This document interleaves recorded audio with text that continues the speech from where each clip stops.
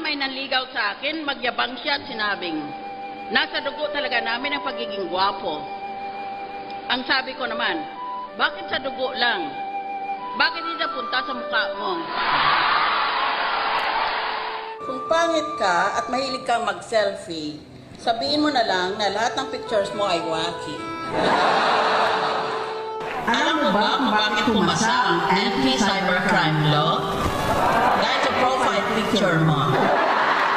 Saan tayo mag-date sa Valentine's? Boy, sa sementeryo. Girl, bakit doon? Boy, para mapatunayan kung patay na patay ako sa'yo.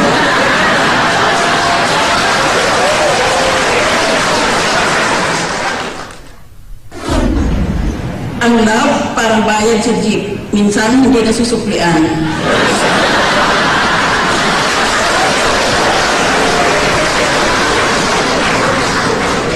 Bulaklak ka ba?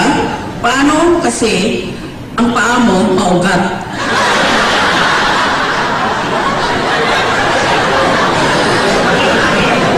Ang sabi nila, an apple a day keeps the doctors away. Kung gwapo magandang doktor, ayaw ko na nga ng apple. Alam niyo ba ang isa pang tawag sa Valentine's Day? Para sa mga malungkot na single, ang tawag dito ay Singles Awareness Day. Para sa mga masaya na single, ang tawag dito ay Singles Independence Day. Pero sa mga walang pakialam, ang tawag dito ay Thursday.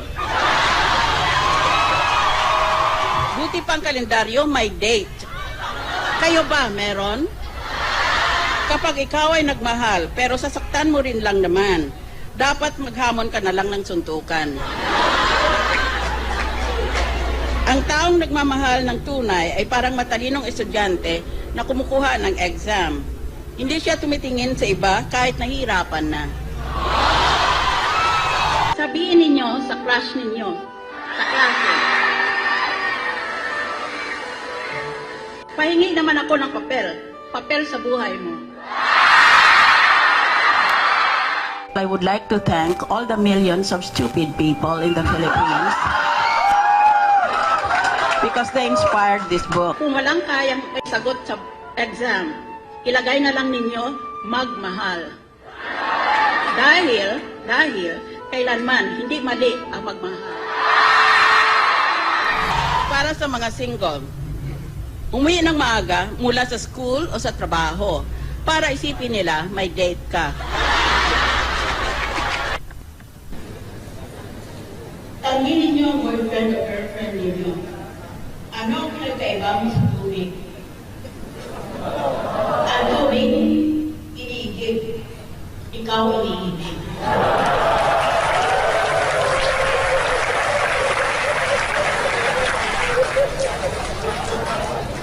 Boy, tubig ka ba? Kasi lang ang case. Girl, ikaw, tubig ka ba? Boy, bakit?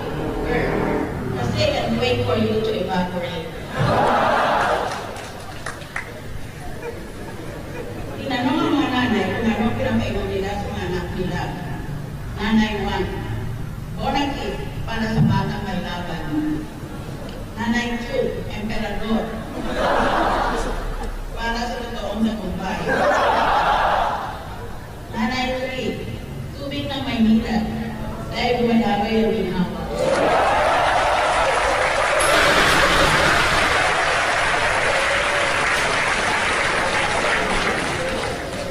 Ano ang sabi ng dagat sa isa pang dagat?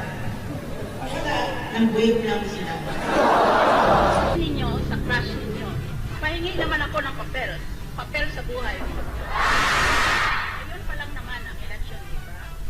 Bakit ikaw? Matagal nang tumatakbo sa takbo. Ballot box ka ba? Handa ako maging poll watcher, masiguro lang na safe ka. Wala akong pakialam kung sinong iboboto mo. Basta sana sa akin ang boto ng mga magulang mo. Oras ko na. Kung maalal man akong presidente, pamimilian nila ang tatlong uri ng kulungan. Ordinary, business class, and first class. Merong isang, hindi siya sigurado kung saan siya pinanganak.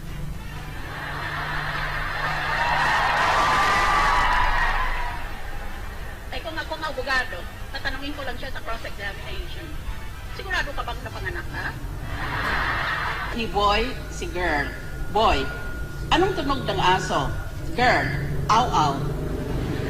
Boy, ang pusa. Girl, edi, meow-meow. Boy, ang puso ko. Girl, ano? Boy, ikaw.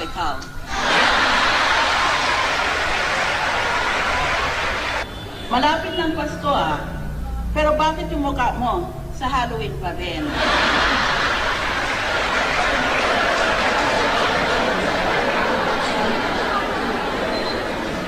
Kung kayamanan ang turing mo sa iyong mukha, ibaon kaya natin sa lupa. Jude is the name of song. Translation Tagalog, Hoy, Judas.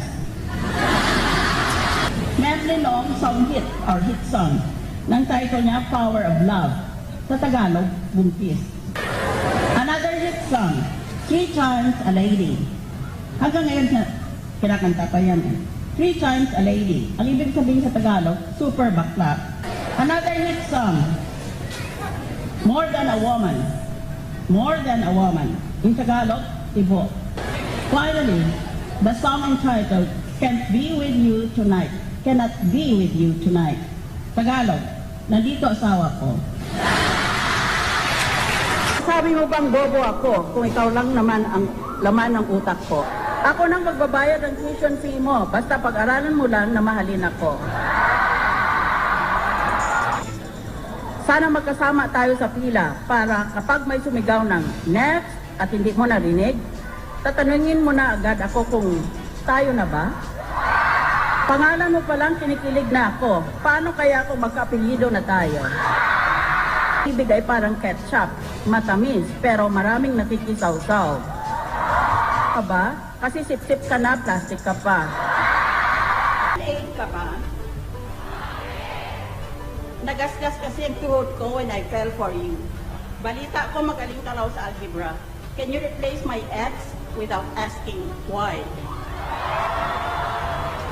Ang pagmamahal ko sa iyo ay nasa kabilang classroom.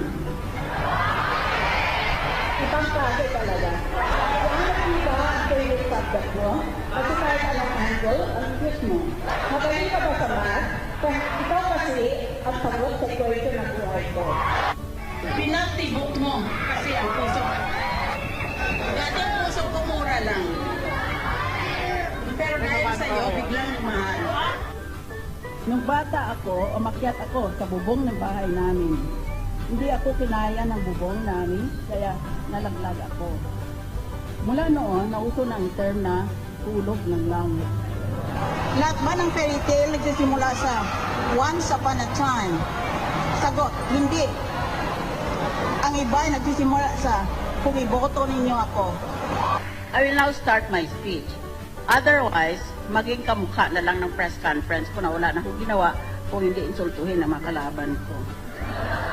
Dapat yung tandaan, ang crush ay parang math problem. Kung hindi mo makuha, titigan mo na lang.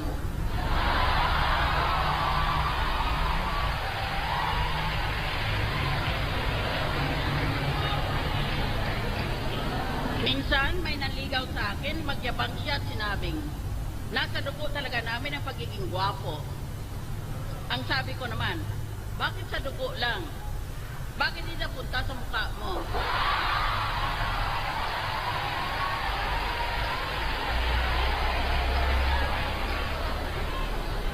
Pagkatapos, ang sabi ko sa kanya, cup noodles ka ba? Gusto kasi kitang buhusan ng kumukulong tubig.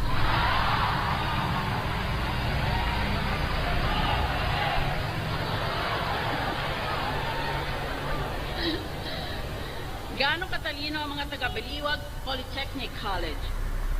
Common sense pa lang ninyo, IQ na ng ibang senador.